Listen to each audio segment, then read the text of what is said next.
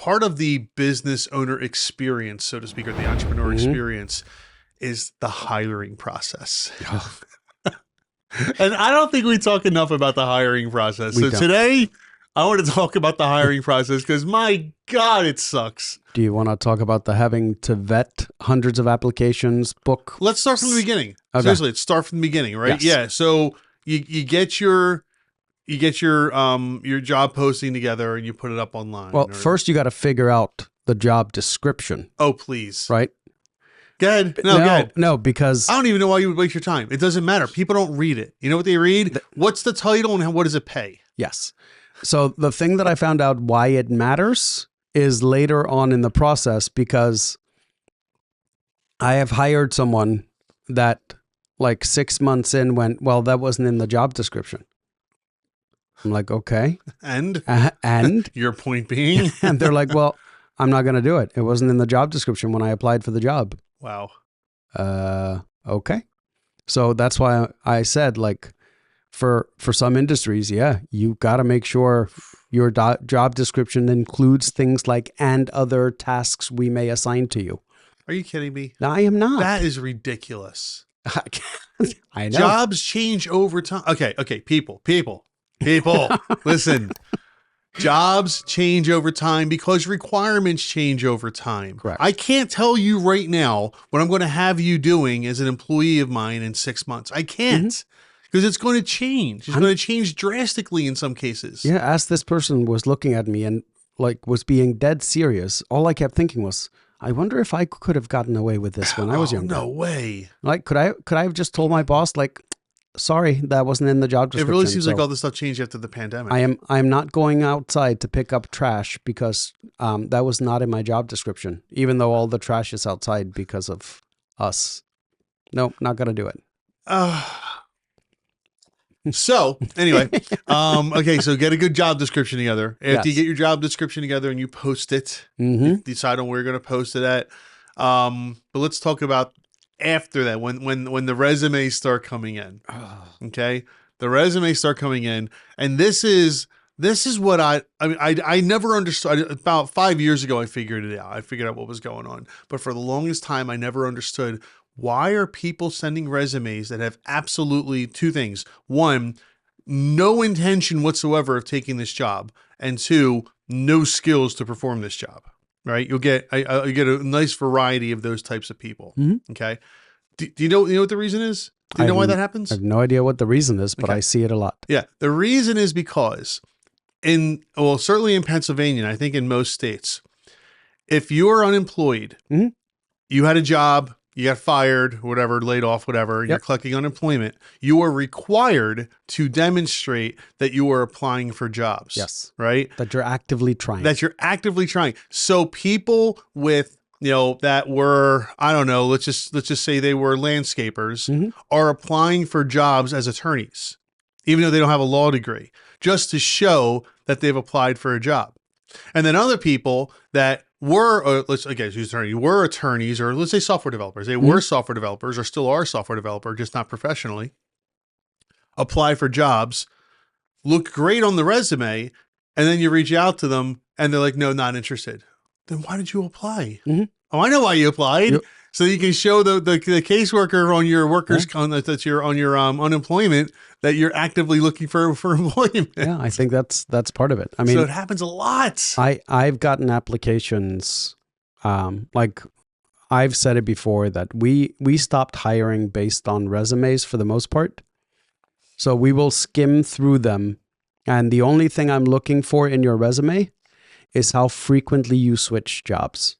I don't care what your skill set is. Like, I don't really look at that. The only thing I look at is how long did you last in your last job or your last 2 jobs or 3 jobs, right? Because it gives me an indication of how long I'm going to keep you after I spend my time training you. Yeah.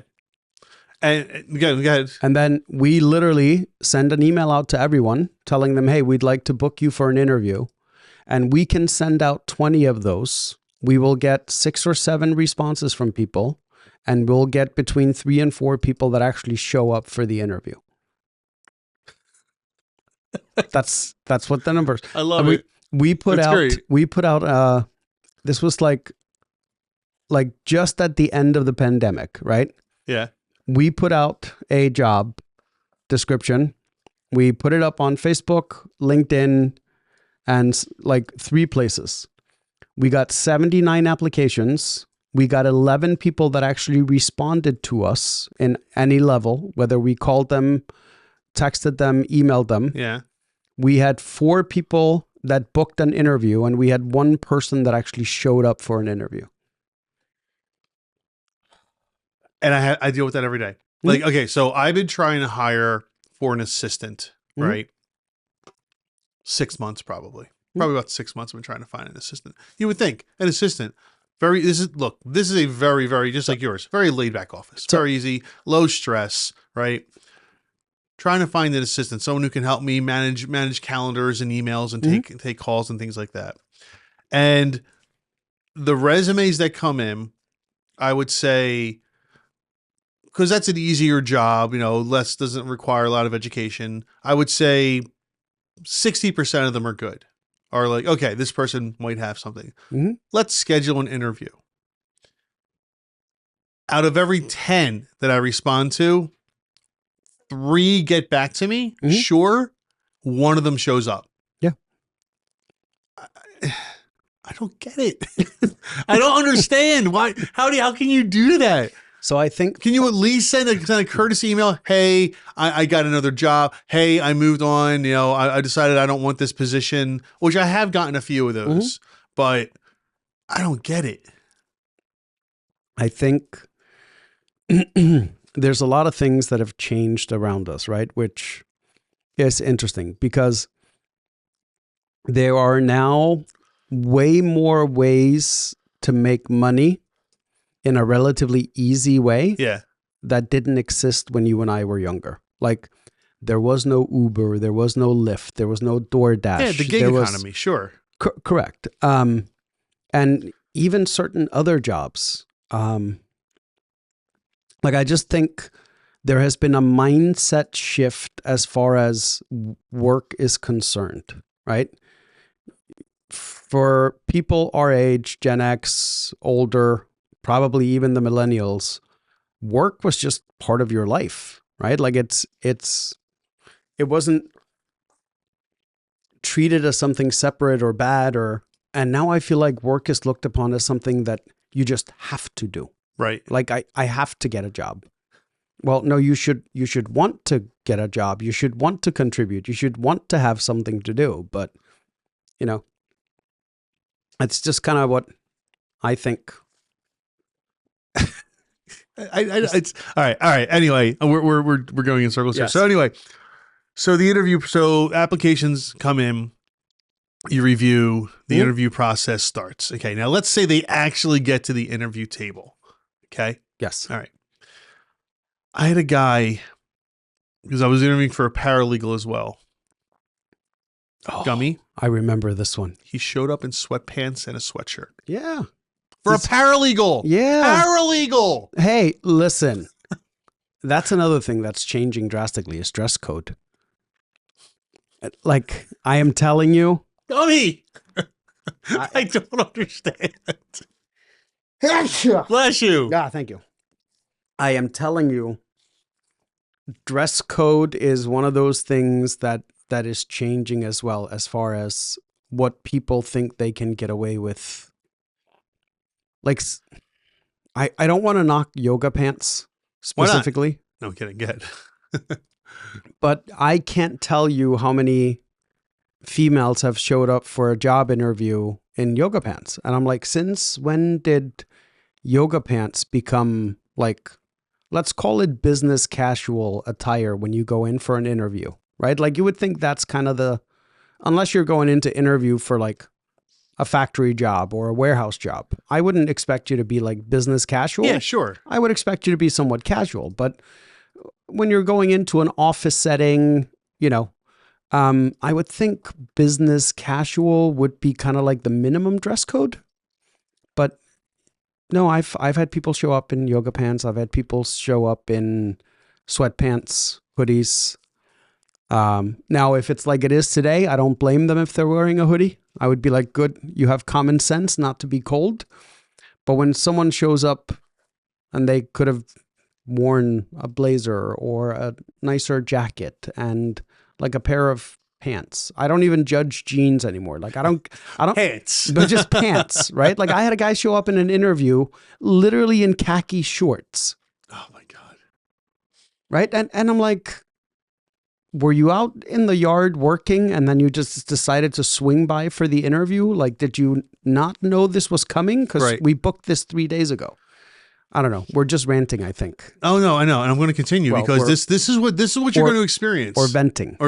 This is what you're going to experience as a business owner. All right, so they come. So let's say they come for the interview, and the interview is good and it's going well. Okay, twice in my career have I offered somebody the job on the spot. Okay, and actually, it just happened the other day. I do have a new person starting. Thank God. Oh, nice. Excited. However. One time when I offered the person the job on the spot, they said they had to think about it. And I didn't like that. It's not. No. I completely understand from and I don't want to get hate messages for this, but I completely understand from their point of view. But my feeling on it is you're out there looking for a job. You liked the ad. You came in for the interview. The salary is obviously what you're looking for because we obviously had to negotiate that. Why wouldn't you take the job? Maybe she had an interview the next day. So we're plan B. No. Yes, we are plan B. I don't want someone who wants me as plan B. No. I'm not okay with that. I am plan B. That's the way I look at it. When I interviewed back in the day, right? Like I was in sales. So people wanted good salespeople like crazy. Right. And I went for an interview and they were like, okay, when can you start? And I'm like, I'm not sure that I'm ready to start today or tomorrow. I'm like, I'm going to need a couple of days to kind of, now that I know more about the business and stuff than when I came in for the interview, I'm like, I'd like to at least get 24 hours to think about it. Now I had an interview lined up for the next day as well. And for me, it was just a matter of which one fit in more with like, which one I thought was going to fit in with my lifestyle more than anything else. Right. I get that. I understand. I do. But I feel like it's like when you go buy a car, right? But it's not buying a car. And you're comparing two cars. Is the car you test drove first plan B?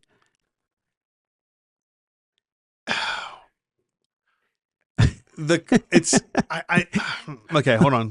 I have an answer to this. Let me think about it. So for me, it came down to Tesla, or VW ID4. Yep. Right. So I had seen the Tesla multiple times. I had driven the Tesla. I've been a passenger in a Tesla because a friend of mine owns a Tesla. And I went and test drove the ID4. I really wanted the Tesla, but I ended up buying the ID4 because once I drove it, I ended up liking it more. There was just little things that I liked more. So which car was plan B?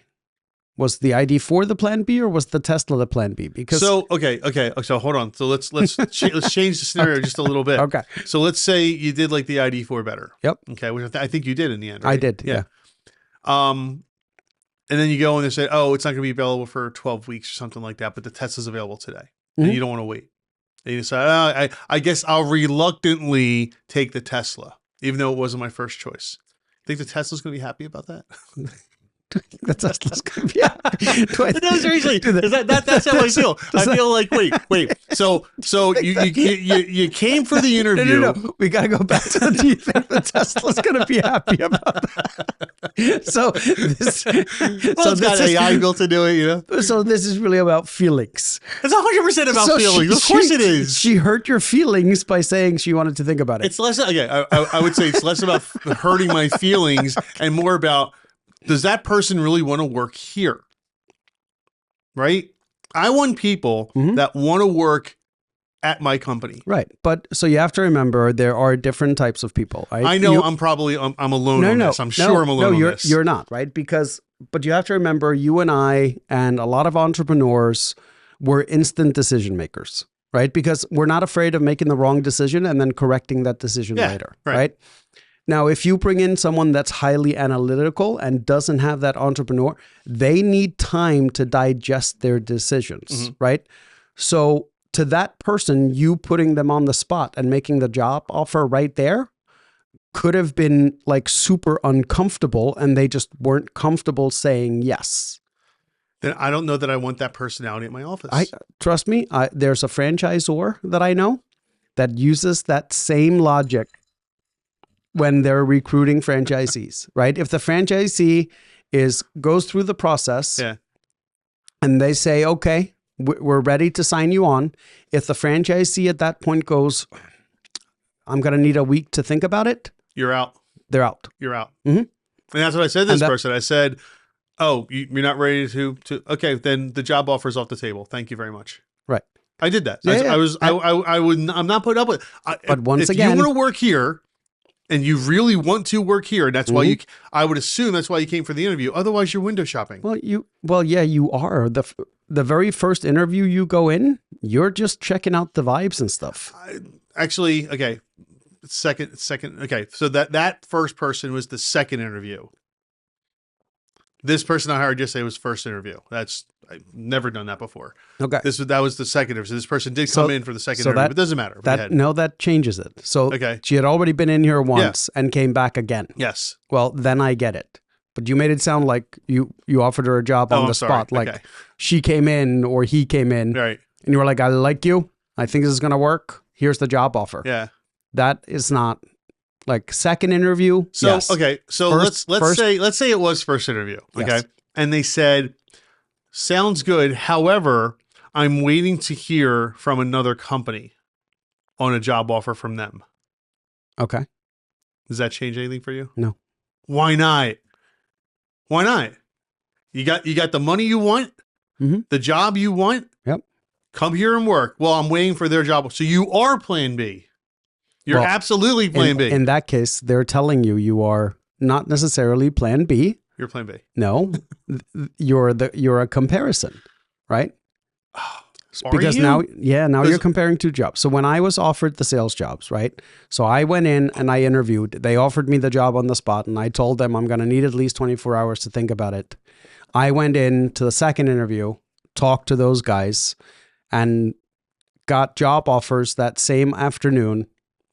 The second place actually ended up offering me more money, but I ended up taking the job from the first place. That's a different story. Right? I can understand I'm waiting to see if for more money. I can see that. But I didn't take the job with more money. I actually took the job with less money because I felt like I would be a better fit at that company. Oh, that's cool. Right? See that I like. So, but if they would have thrown me out and said, if you're not taking the job today, I would have said, okay, fine, then I won't come work here, and I would have ended up in the second place. Yeah. Right? By default. Right. And you would have been miserable because of it. Correct. But because I gave them the opportunity both to submit an offer, I was able to choose based on other factors than just money. Okay. So you just said the word offer. And it absolutely is a job offer. Yes. I totally understand that. Maybe that's where just so we're clear, my background. Out of college, I worked at a company in Delaware, large company in Delaware, for about 6 months. No, about 9 months. And then I moved to a large company in Philadelphia that I worked at for 3 years. Since then, I've been an entrepreneur. Right. Now, I took some time. I worked with my uncle for a while in New Jersey but I was helping him build his business more than anything else. I was an employee technically, but I was helping him build his business more than anything else. And that's when I went to law school, became the GC at his company, really COO, really helped him build his company. So I've been an entrepreneur since, 3 years out of college. Yep. So maybe I'm just not understanding, but when the company offers you a job, am I saying this right? So I don't want to get hate mail. So you're going to get hate mail. So I was sitting at a bar at the Mountain Resort up in Stowe the one time. And I'd been sitting there all day because I was rewriting a book, right? So the lady there was a bartender, right? And we had kind of like, I'd been ordering food and stuff the entire day. And then someone came in and ordered a beer, and she accidentally poured the wrong beer into the glass. And the guy was like, I think you got the wrong beer. It's supposed to be darker. And she went, oh, sorry. So she came over to me and said, hey, do you want this beer? And I said, no, thank you. And she's like, but it's free, right? I'm like, yeah, but so is a punch in the face. It doesn't mean that I want it, right? That was still on offer. That's a horrible response, by the way. No, it's not, right? So it was a punch in the face. Well, but she was like, I know, right? Like, but just because somebody offers you something doesn't mean you're obligated to take it right then and there. No, but if you're looking for a beer, yeah, I still wouldn't have taken that beer. If you're looking for let's say, if I would have been looking desperate for a Kolsch, she comes over with a Kolsch and says, "Here," correct, and you say no. If it was the exact beer that I had been looking for, maybe I would the take same brand, but a Kolsch nonetheless. I don't know. Oh, I don't know, man. I just feel like, again, maybe it's just me. I just feel like if you're in the job market and you're looking for a good company and you get there and you feel if you want to work at that place, that's why you're at that interview, especially the second interview, right? You want to be at that place. And if the job is offered to you then and there, why not take it? Right. So once again, second interview is different than first. Go back to the first interview. First interview, I don't think I've taken a job ever on the first interview, even though I have been offered. I have always said, I've never said flat no. I've said I'd like to come back in and see how you guys operate before I take the job. I'm trying to get in that mindset. It's just really hard. And because I've had an instance where I was offered a job and I said, hey, I'd like to be able to come in and spend a couple of hours here. You can always quit. Correct. But why go through that entire process when I could save the time? I can come in the next day, hang out with people for a couple of hours, ask other people questions. And in that instance, I came in the next day, spent a couple of hours with a couple of the employees, had conversations with them and stuff. And before I left, I walked into the boss's office and said, sorry, I don't think this is a good fit for me. Right? But I had only ever talked to the boss. And if I would have made my decision based on that, I would have been miserable. Okay. I can accept the thank you for the offer. Let me come in and see what the culture is like. Okay, you know what? I'm cool with that. Mm-hmm. I'm cool with that. But when you tell me you're not going to accept my offer because there's somebody else, I don't know, man. It's a love triangle. It's not. I was just going to say it's not a marriage. Absolutely it is. It is not a marriage. It absolutely is. It is not a marriage. Why not? Someone working for you is not a marriage. Well, when you're joining a company, it is. It is. If you're joining as a partner, yeah. No, well, when you're joining a company, well, it's certainly a relationship. Correct. So is my dog. My dog and me have a relationship. But you love your dog. Okay, I love my dog. Yeah, I know. So yeah, no. Like coming on as an employee with someone, I know every job that I have taken that I show up tomorrow and that could be my last day. I want a third person in this room. I wish my buddy Scott was here earlier. I wish he was still here. I want a third person in this conversation. But as a employee, you know that your head could be on the chopping block any day of the week. Oh yeah, of course. Right? Of course. But also as the employer, you know that someone could offer your employee a better salary and they'll leave in a heartbeat. I get it. That's why there's no loyalty anywhere. That is why, and that includes marriages. That's why that's why it's not a marriage, right? Because a marriage is bound on a lot more than an employee-employer relationship. And mine is, yours is, but not everybody's. Employee shows up because at end of day, employee get money. Yeah, right. All right, should we get into it? I'd hope your wife shows up at home. No, I said my marriage, your marriage, definitely on a different level. But I'm telling you, there are definitely some marriages out there that are transactional. Are absolutely transactional, no question about it. I don't even question it. What was it, Bill Belichick, right? Oh, he's with that. The 19-year-old, whatever. Yeah, it's like 20-year-old or something like that. Yeah, that's all love right there. All love. It is all love. Do you not remember? What was her name? Anna Nicole Smith.